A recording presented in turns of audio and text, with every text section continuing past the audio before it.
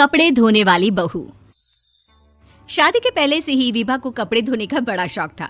कभी नल के नीचे तो कभी तालाब के पास। अरे मेरी नीली वाली लुंगी नहीं दिख रही है। विभा की अम्मा, कहाँ रखी है लुंगी? अरे वो तो विभा ने परसों ही धोकर रखी थी आपकी अलमारी में, देखो वहीं होगी। वो ना मैंने आज धो दी, मुझे लगा कि गंदी हो गई होगी। अरे कैसे गंदी हो गई थी? उसे तो मैंने पहना भी नहीं। हे भगवान, इस लड़की के कपड़े धोने की आदत से परेशान हो गया हूँ मैं। जितना तो घर में राशन नहीं आता उससे कहीं ज्यादा डिटर्जेंट पाउडर का खर्चा है। इसकी शादी करवा दो, शादी जाए अपने घर में ही करे काम, फिर चाहे घर के कपड़े धोने हो या पूरे गांव के। हाँ ठीक बोल रही हूँ, देखता हूँ मैं कोई लड़का। वो दिन भी आ जाता है जब विभा को देखने लड़के वाले आ जाते हैं। लड़की मुझे अच्छी लगी। होने वाली सास कहती है, बेटी अगर कुछ पूछना है तो पूछ लो।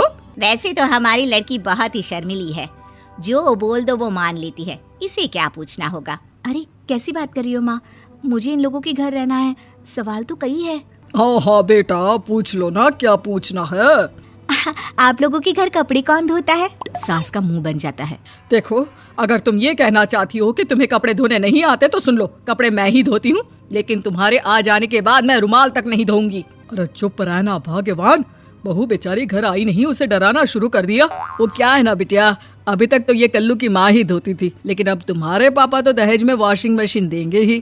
तभी विभा की माँ बोल पड़ती है, सवाल भी पूछा तो क्या। वैसे भाई साहब, मशीन की तो फिर भी कपड़े धोने की कैपेसिटी होती है, मतलब जो बिटिया दे रहे हैं ना विभा, इसे कपड़े धोने का बहुत शौक है। ये आप लोगों के क्या, आस पड़ोस गांव मोहल्ले सबके कपड़े धो दे और उफ तक ना करे। बाहर देखा नहीं आपने कितने कपड़े सूख रहे हैं, सब हमारी बिटिया ने ही तो धोए हैं। बस भी करो ना माँ, शर्म आ रही इतनी तारीफ सुनकर। और तो और एक दाग निकाल कर दिखाओ तो मान जाओ। हाँ अच्छा माफ करना बेटा, मैंने गलत समझा, हमें तो रिश्ता बहुत पसंद है। और ऐसे जुड़ जाता है रिश्ता कपड़े धोने का शौक रखने वाली विभा का। उसकी शादी हो जाती है कोयला फैक्ट्री में काम करने वाले कल्लू के साथ। शादी के बाद अचानक विभा चिल्लाती हुई सास के पास आती है, सासू माँ, अरे सासू माँ कहाँ है आप? ये तो धोखा है, धोखा दिया आप लोगों ने मुझे। इसे ससुर के चक्कर के बारे में पता चल गया। अरे तो उसमें तुझे क्यों धोखा मिला है? अरे नल में पानी नहीं आता, कपड़े कैसे कब धुलेंगे?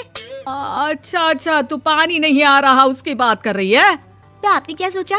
कुछ नहीं। अच्छा तेरी माँ ने कहा था कि कपड़े धोने का शौक है तुझे, याद आया मुझे।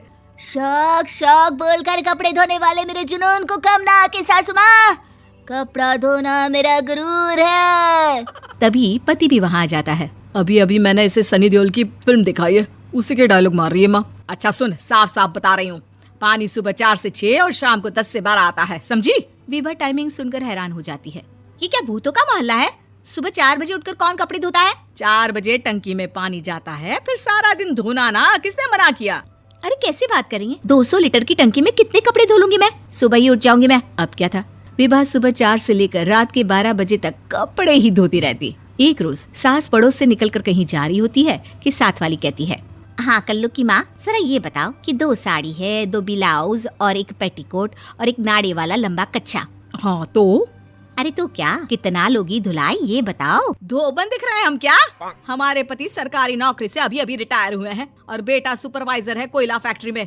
धोबन समझ रखा है हमें? हाय रे कल्लू की अम्मा, माफ कर दो, वो तो मोहल्ले में यही सब बता रहे थे कि तुमने बहू को कपड़ा धुलवाने के काम में लगा दिया है। सास को पड़ोसन की बात सुनकर गुस्सा आ जाता है। वो घर पहुंचती है जहां घर के बाहर ही इतने सारे कपड़े सूख रहे होते हैं जितने कि किसी धोबन के घर पर। अरे ओ कल्लू की दुल्हन, बाहर निकल। माँ जी यहीं आ जाओ, बाथरूम में चादर धो रहे हैं हम। अरे अभी हम धोते हैं, तुमको बाहर निकलो। ये आस पड़ोस वाले बोल रहे हैं कि हम बहू से कपड़े धुलवा कर उसे कपड़ा धोने वाली बना दिए हैं। अरे छोड़ो ना माँ जी, किन लोगों की बातों में आती हो? आस पास के लोगों का तो काम ही होता है कि वो किसी तरह सास बहू को लड़ा दे। बहू सारे घर के कपड़े धोती है, ये क्या कम है? बोलिए। सास को भी लग जाता है कि वो बहू का ये संकीपन नहीं छुड़वा सकती, इससे अच्छा है कि खुद ही चुप हो जाए। एक रोज सास और बहू मंदिर जाते हैं, जहाँ सास की साड़ी वहाँ खड़ी भीख मांगने वाली से मिलती है। माँ जी क्या बात है, आपकी साड़ी उस भिखारन से कितनी मिल रही है ना? हाँ देखो तो दोनों की साड़ी मिल रही है। क्या बात है कल्लू की अम्मा, तुम खुद को तो अफसर की बीवी बताती हो और ऐसी सिंपल सी प्लेन साड़ी पहनकर घूमती हो। सिंपल और प्लेन नहीं है ये साड़ी। तो क्या सोने के धागे से फूल बने हैं? कुछ भी सासू माँ, कुछ भी। हाँ बने थे इस साड़ी में सोने के धागे से फूल। मेरे पति लेकर आए थे मद्रास से स्पेशली मेरे लिए 10,000 की। लगता है भाई साहब इस भिखारन के लिए भी सेम टू सेम साड़ी लेकर आए होंगे 10,000 की। सास उस वक्त तो कुछ नहीं कहती, लेकिन बहू के साथ घर आती है और अलमारी से एल्बम निकाल कर लाती है। ये साड़ी देख रही है, ये वही साड़ी है जिसे मैंने अभी पहना था। इस साड़ी में ये जो चमकदार फूल दिख रहे हैं ना, ये सोने के धागों से काटे गए हैं। लेकिन तू लोकल वॉशिंग मशीन ब्रश से घिस घिस कर सारे फूलों को निकाल कर साड़ी प्लेन कर दी। मुझे माफ कर दीजिए सासू माँ। और तो और, जब मैंने तुझे तेरी गलती के लिए कुछ नहीं कहा, लेकिन तूने तो सबके सामने मेरा मजाक ही बना दिया। क्यों? बहू को समझ में आ जाता है कि अब से उसका कपड़े धोना बंद।